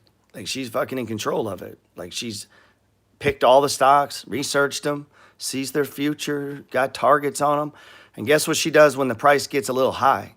She takes some off to add it to the other ones. I don't know where she got that idea. Same shit I do, right? So something to let you know. Look, ARK broke through that.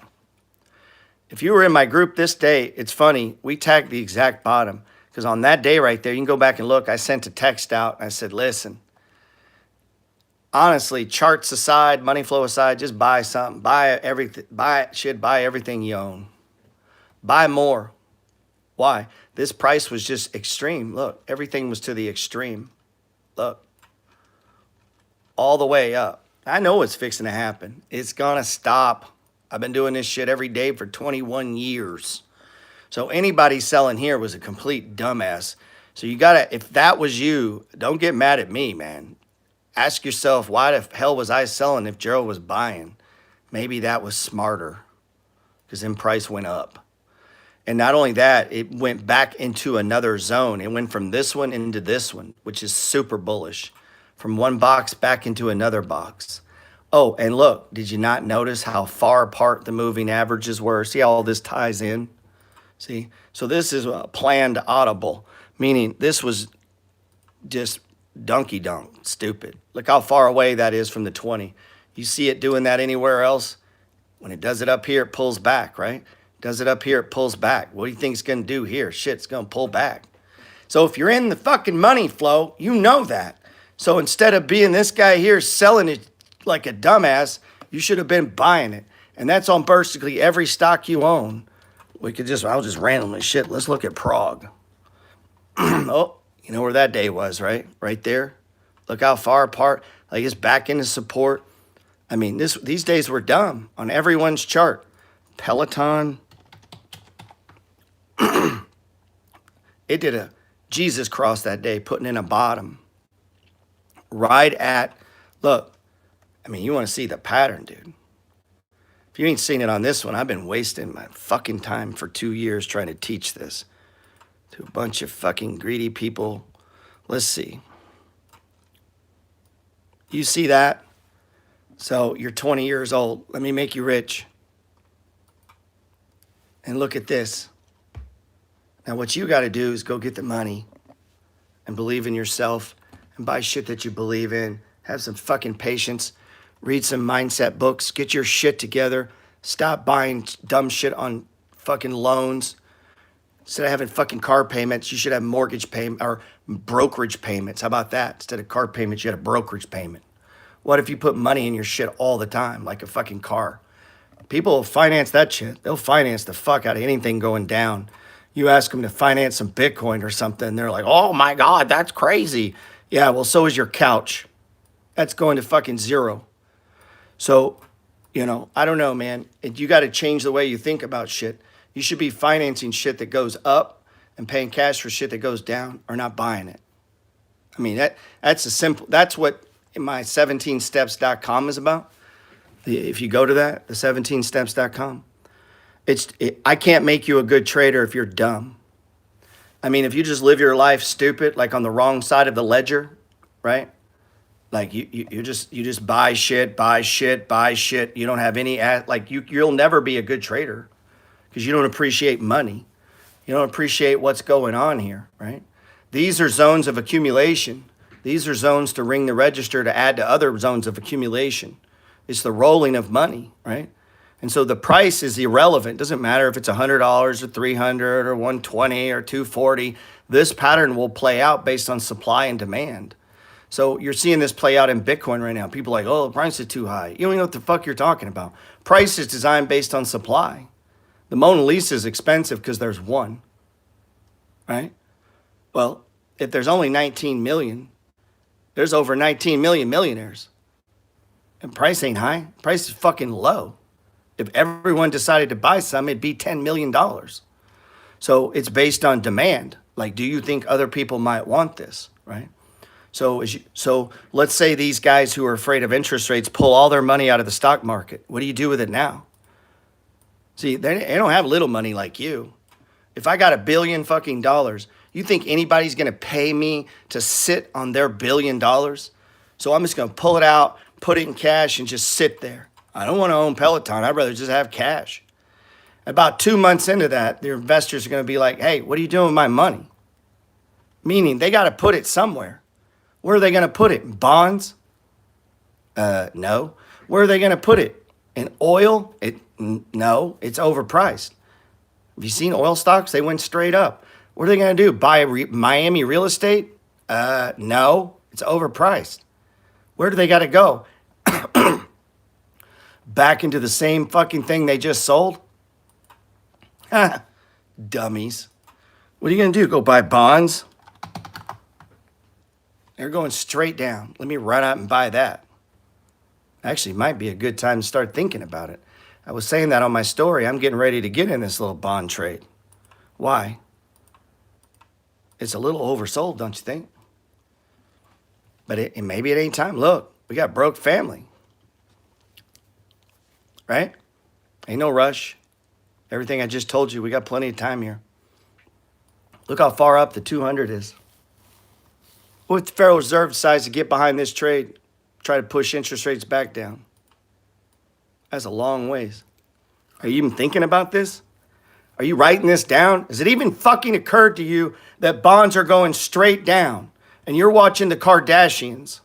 Is it possible that this could set up to make you a fortune? What if everybody's wrong?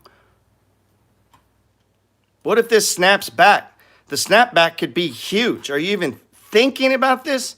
Has it crossed your mind that the bond trade has gone too far down? I bet most of you, I don't even know what he's talking about.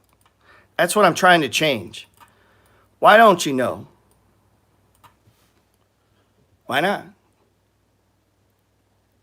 You know Pamela Harris's name. That don't do shit for you. Why don't you know about this? Go Google this. Bonds. This could make you a bunch of money, maybe. Maybe it's too soon. I don't know. We got to wait and see, right? My point is, I get interested when it gets low. I'm not buying yet. I'm watching. This could be the setup of fucking, I don't know. We'll see. Good time to buy oil, don't you think, when oil is low?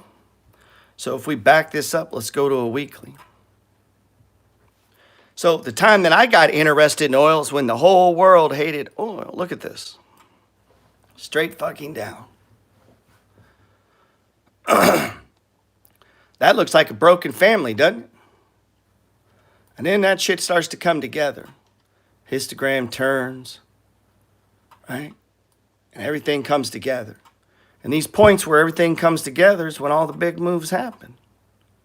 So if you took everything that I just showed you and actually began to apply it in life on these different assets, reading, observing different things, look at this. Look where it stopped, dude. Look where oil stopped. Shit. It looks like it's been here before. I think we talk about that in the money flow. Pretty crazy, huh? You can see where it got hung up on the bottom one too. Created that little box right there. Man. So accurate, it scares me sometimes. But the accuracy isn't all in, all out, all in, all out, all in, all out, all in, all out, all in, all out, all in, all out. That's not what it is. That's a sign of immaturity. You don't know what the fuck you're doing. See, the moment you start thinking you're going to lose all your money, it's because you don't know what the fuck you're doing. Let me say that again. The moment you start thinking, well, I'm going to lose all, that's fear because you don't know what the fuck you're doing. You don't know what you're buying. You don't have a price target. You don't know true value. You don't know what size of the stage we're in. Stage 1, stage 2, stage 3, stage 4. Is it reasonable? We could have 7 stage runs. We could go up and then over and then down and then over and then up. And then over, and then down, and then over, and then up, and then over and over. But you're so immature, selling all your shit, you don't get to participate. But that would require knowing true value, right? So as you began to step back and put these big-ass trades together and began to like, let's instead of using emotion, let's use some value here. Let's see if we can see what's happening. So when the Qs are selling off, right, they're going down in a panic. But you look over, and the Dow Jones is fine. It's going up. Shit. SPY's not really dropping. We see bonds cratering. Why are bonds cratering? Well, they're pushing up interest rates. Why would this drop tech stocks? Because, well, tech stocks tend to borrow money. They're borrowers. Started pushing, So this going down is pushing tech stocks down. This is going to stop. Man, come on, man. You know what? There's all kinds of stocks, too, that probably followed this down. Well, tech stocks are the big one. So the great bond trade could just be buying tech stocks. Don't even have to buy bonds, if you think about it. That's it, man. Take your trading to a different level. My man earlier said, how many positions should I have? How many can you handle? Shit. How many? How many cars you want? How many rental properties? Would you like 500 doors or 1 door? 500. Man, most people, if I gave them 20 houses, wouldn't know what the fuck to do. I talked about that on my 17 steps the other day. If I gave you $1 million right now, you should just be able to seamlessly put it into your E-Trade and just start deploying it using what you're doing now. If you took $1 million and just started doing what you're doing now, and you're like, yeah, no problem. So instead of buying 100 shares of merch, shit, I'm buying 10,000. Instead of buying, Verizon's a new trade setting up, right? Look at Verizon. So instead of buying, 50 shares, shit, I'm buying 10,000. I mean, I'm going to do the same thing. I'm going to spread the million out over 30, 40 positions. I might go buy some, like, if you don't know the answer to that, and your answer is a bunch of dumb shit you go buy, that's your true you, bro. Like, you actually repel money from you. Money comes to those people that are set up for it. The moment you know what to do with it, it'll come to you. It's looking for a home. Like, money wants to go to people that multiply money. It's like a sign. It's just like a financial black hole. It just comes to you. And what you think about comes about. And the shit you focus on grows. So if you can focus on 30 stocks, money will come from your checking account to those stocks. You won't be able to help it. It's what happens. So sometimes people say, well, I don't have the money for that. Bullshit. You don't have the mind for that. Because the moment you put your mind on it, the money will follow. Nobody invests in a restaurant doesn't have a name. It means at some point someone had to sit down and said, man, I want to open a restaurant. Fuck, what should I call it? And they put a name on it. And they say, well, we're going to call it blah, blah, blah, blah. And then they go, well, what will we have on the menu? And they start to draw the menu up. See, one person is started writing that down. That's what I did with the money flow and then the newsletter, right? I began to document my trading. Life worth living is a life worth documenting. And before I used to do this on a notebook. Look over here, price leaves clues. Should feel guilty even watching it. If you ain't bought my book, you really should feel guilty. And then you begin to, well, what could I have on my menu? Where would I get that food from anyway? Do you understand? Unless you go through all of those steps, you can't actually open the restaurant, right? But to go through all those steps don't cost you any money. It don't cost you any money to go walk a house. People say, well, I want to invest in real estate. No, you don't. No, I really want to invest in real estate. No, you don't. Well, what do you mean? I said, what's your credit score? I think, no, I asked what it is, not what you think it is. What the fuck is it? Have you checked it? No, you don't want to buy real estate. You ain't even taking the most easiest of actions. So to buy real estate, you got to have a good credit, right? So if you don't know your credit, fuck you and wanting to buy real estate. You're full of shit. And you say, well, I do know my credit. Cool. You got a sacred account set up? What do you mean? Well, money can't come to you to go to the real estate if you don't have an account to put it in. So then you go put it in the account. So now you got to go open an account. Now you've taken 2 physical actions. Now you got to call a realtor. That's exactly what I did, man. We're going to end on this because I think this is an important lesson because this applies to stocks just like it does real estate. So here's some of my houses. I'm going to tell you what I did. Exactly what I'm saying. Exactly how I got money and dogs of the Dow stocks and all that. One little bit at a time. So I saved up a whole bunch of money. For me, it was like 20-something thousand to buy this shitty house. Now, it looks nice now because I painted it. I paid a guy to put a new roof on. I put 2 new pillars here. I fixed the board on this porch. I cleaned these windows. I repaired what was over here, right? One day at a time. So, but you say, well, I don't know how to do that. I didn't know either. So part of the action steps is just doing that. So you just open the brokerage account and then you go open a second one for your buy and hold account. Right? That's where you're going to do the trades like I was showing you in the AEP, these ones that could take 6 months, a year, make 8, 9, 10 grand, right? That's different than trading on the short end, right? Where you know. And so I got to get my credit right. I need a sacred account to work out of. I got to start putting money into that account. And people say, well, should I put that money in the stock market that I'm waiting to buy a house? No, you should put it in a sacred account designed to buy a fucking house and go buy it. Like, stop making excuses. When you do that, all you're doing is making yourself an excuse. Like, stop giving yourself that time, dude. Go put it in the account, and when you get paid, put money in the account. And you're like, yeah, it's dead money. I know. So stop leaving it there. Go get a house. Exactly. I'm telling you. And people say, well, they're expensive in my area. Good. You don't like expensive shit? Like, figure out how much down you need to make it cash flow. It doesn't matter what the house costs, how much you need to put down. Listen, there's a lot of people teaching real estate like they know every fucking thing, and this is how you do it, and this is the rules, and you got the 1% rule, and you need to put shit in LLC, and it's all bullshit. This is what they did. You just need to own the property. And it don't matter how much you could have 20% in it or 40% in it. You're collecting rent, right? You need at least 20% to make these deals work so that you don't pay PMI. There is no magic formula. You just buy a fucking house, save your money and buy it. Buy the one next door. Shit ain't complicated. And all this stuff I see people teach is complete nonsense. You know, is it helping, or could it? Of course it can, right? But that's not your problem. Your problem is you don't have the damn house. So if you live in an area where the houses are 400 grand, good. Go get 10 of them. Because guess what happens on a 400? I don't know if they left this out of math class, but if you have a $400,000 house and they appreciate on average over time at 5%, do you know what 5% of 400,000 is? A lot more than you made last year on appreciation. So the dummy that bought the expensive house, he made $20,000 in appreciation, and you being smart, keeping your money, didn't make shit.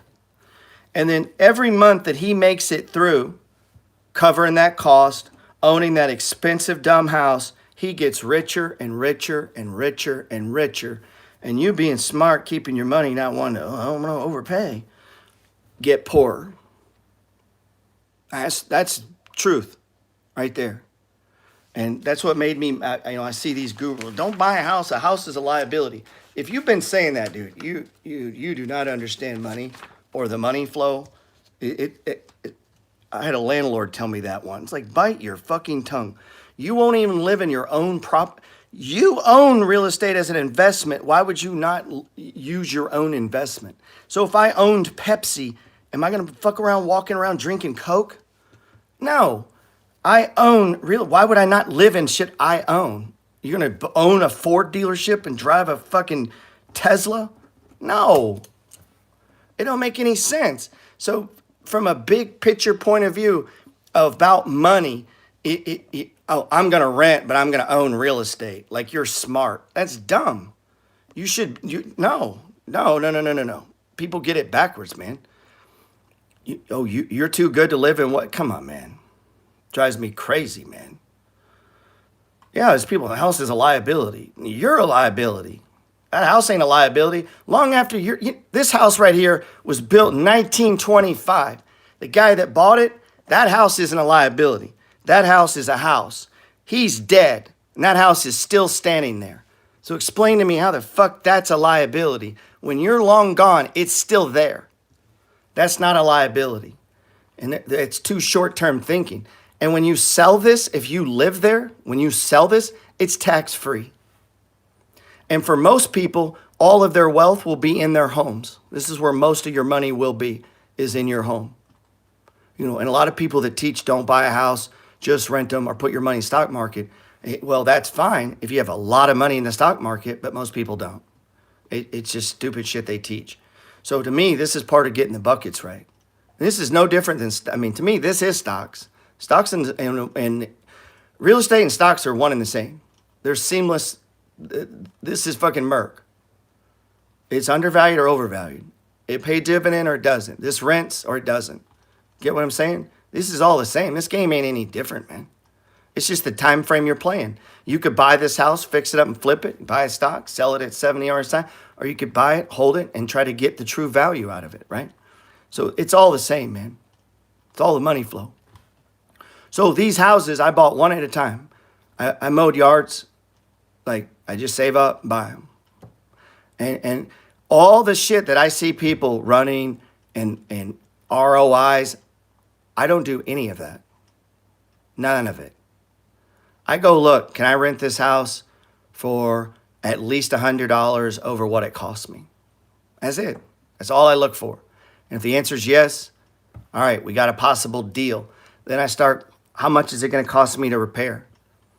And I also weigh, how long can I do it? And then you say, what do you mean? Shit, maybe I'll buy it and sit on it for a year. Maybe I'll slowly work on this house. I've held a house for over a year. And they're like, and you made the mortgage payment? Like it's some scary thing. Yeah, I paid it all by myself. And I just paid the mortgage. And they're like, but you're going backwards. No, I own the house. I can take my time. I'm not in your little box. I don't have to do it your way. I can just own the house and just on Friday go over there and paint it. And then the first make the mortgage payment. And it just becomes my little project. I don't have to meet in some guru's fucking box of how it should go and what a deal looks like. I don't have to do that. And then when I'm done and I'm happy with it, I can put it up for rent. And guess what? I don't like the guy who comes in. Fuck him. He doesn't get it. And I just wait and wait until I get the renter I want, that I like, and I put them in there. And then guess what? I go buy another one. Not following any of the shit I see people teach. None of it. I just go look, can I afford it? Can my 20% buy this? Or do I need more? How much do I need to put down to put, yeah, I mean, it's so simple, man. I wish houses were, man. Let's see. People say 26K, that's cheap. Good. Go put down 67K.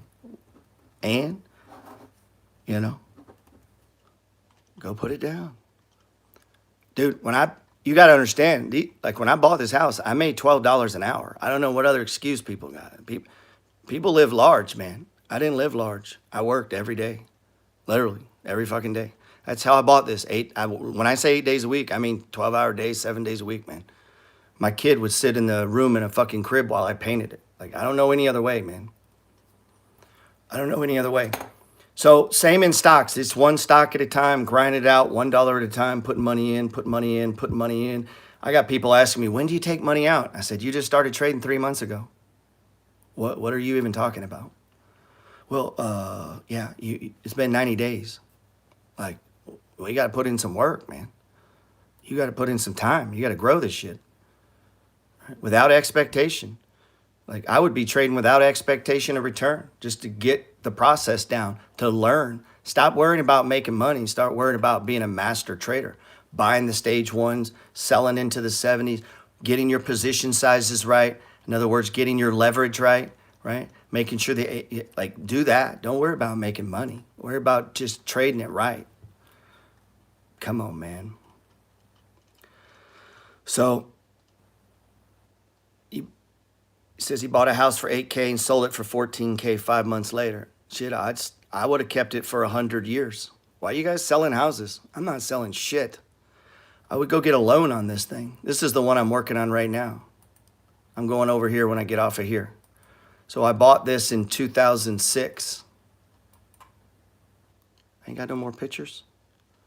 There we go. Why would I sell this? It's mortgage free now, man. I might go pull the money out, start it over, go buy 3 more and keep this one.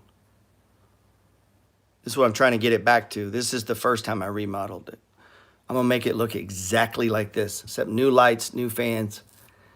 You know,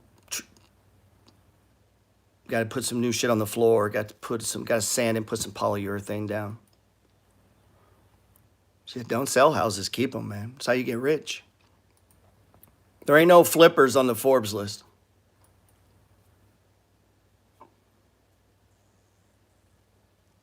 Now look, you see that? That's a Nolium.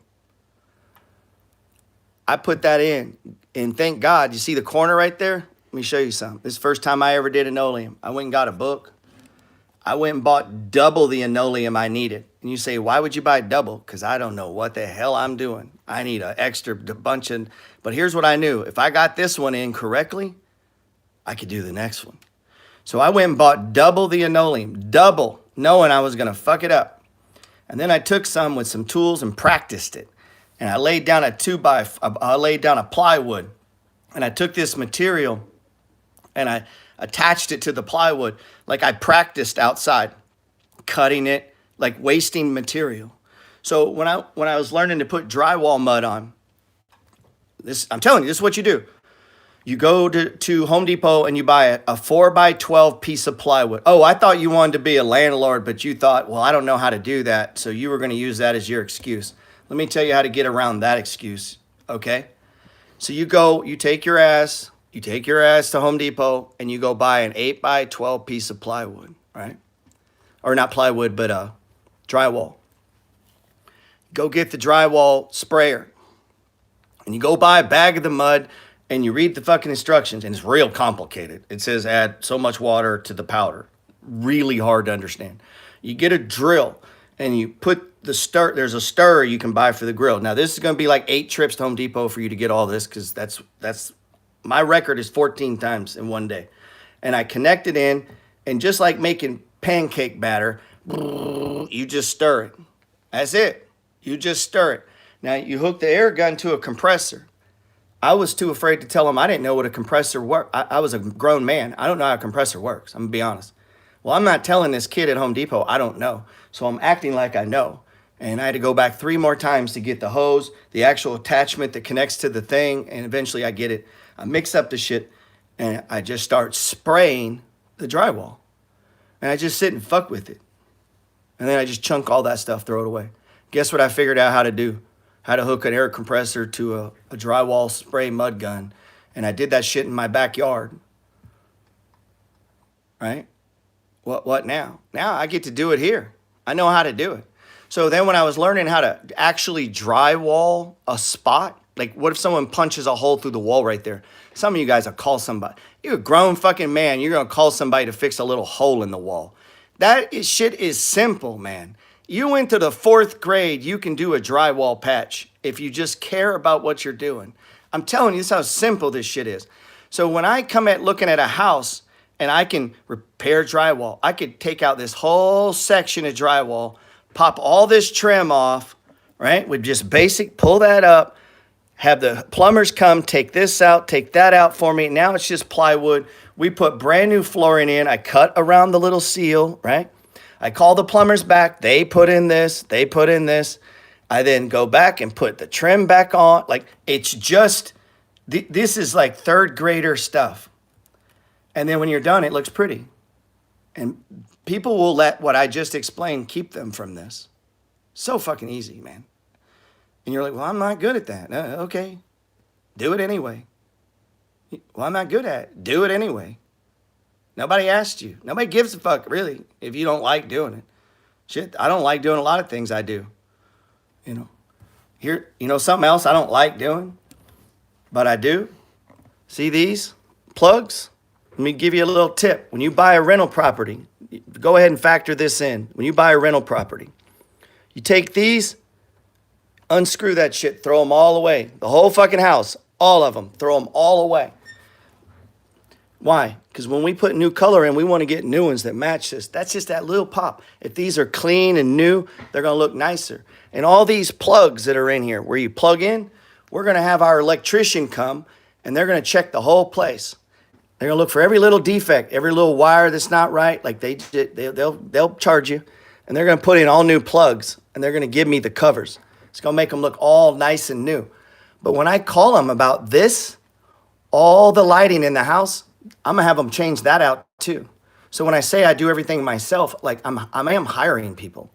So I'm gonna go buy all the lights. And in every room, they're gonna be on the floor is a box of lights. And I want them to change these out and the lights. Now, when you come into a house that's been brand new painted, all the trim, I can do that myself. It's clean, sanded, painted, all new lights, all new plugs, new toilet, new sink, new thing. What do you got? I get to raise the rent. So I spent maybe $3-4 grand. I raised the rent $100, $150. They lived there 6-7 years. I put in $2-3-4 grand, raised the rent $150. That's 20-30% cash on cash return. Right? Now multiply that out, by tons of properties, and your investment just keeps pushing and pushing, right? And then sometimes you're going to have problems. Yeah, dude. I know a lot of females that work on houses. Like, if you're like, well, I'm a girl, that's the dumbest shit I've ever heard. Like, dude, there's more chicks that can work on houses than guys. For real. Guys are the worst. Especially fancy motherfuckers. Fancy. Man, if you're 20, 23 right now, I would go buy the most expensive house I could live in. I go buy a fixer-upper. I go into like a $500,000 neighborhood and find a $300,000 house. And I go all in on that bitch. And then I'd move in. And you say, well, no, you misunderstood what I said. I said all in. That means your entire life is about this fucking house. And I would personally fix everything. Every square inch of that house, I would crawl in, crawl on top of. I'd make, man, it'd be me in this house for the next year, year and a half. In 2 years from now, when you flip this property, because it is fucking perfect and spotless and replaced and clean, and every board is brand new and painted, and everything on the side and everything on the windows and the electricity and the bathroom and the light, and I mean everything, the yard, and then I sell it. And I'd make more doing that than you'll make at your job next year. I don't give a fuck if they're expensive. Good. Sell them for more.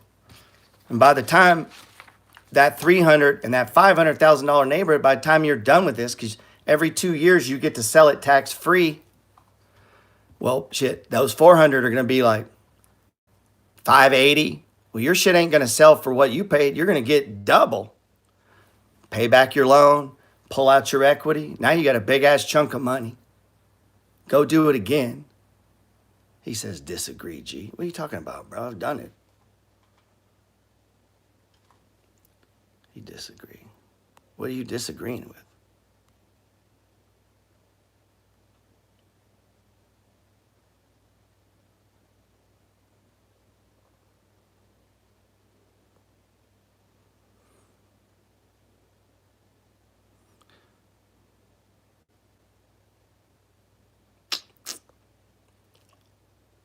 They got a low level view of money, man.